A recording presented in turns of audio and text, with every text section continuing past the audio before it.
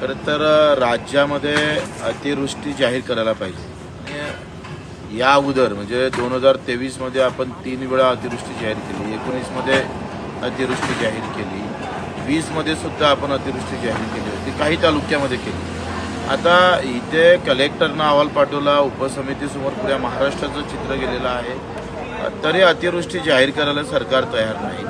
आज जे सदाभाऊ खोतला सोलापूरमध्ये शेतकऱ्यांना हाकलून दिलं, त्याचं कारणच ते आहे का तुम्ही NDRFच्या नुसारच मदत करता आणि त्याच्यात एक खडकू पण जास्त दिलेला नाही। उलट ते सुद्धा पैसे कधी येईल अजूनही सांगता येत नाही। आणि अशा वेळेस कर्जच्या नोटिसा जर घरावर येत असेल आणि शेत पाण्यात गेलं असेल, घर पण पाण्यात गेलं असेल, तर तो 2 वर्ष सावरणारच नाही आहे। म्हणून त्याला आता कर्जमाफीची आणि अतिवृष्टी खरं तर दुष्काळ घोषित करण्याची गरज आहे। ते करत नसल्यामुळं हा संताप आहे।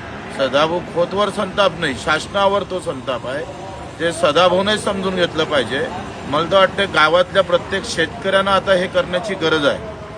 प्रत्येकानं हे केल्याशिवाय सरकार इतकं बिनधास्त आहे।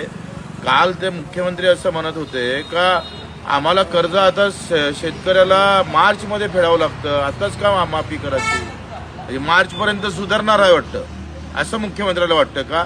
किती लबाड बोलावं। पहिले म्हणत होते दुष्काळ पडल्यावर कर्जमाफी देऊ, आता दुष्काळ पडला तर असं म्हणतं मार्चपर्यंत कर्ज फेडायची व्यवस्था आहे, आता त्याची काही घाई नाही आहे। म्हणजे प्रत्येक पावलावर मुख्यमंत्री बदलताना दिसतं।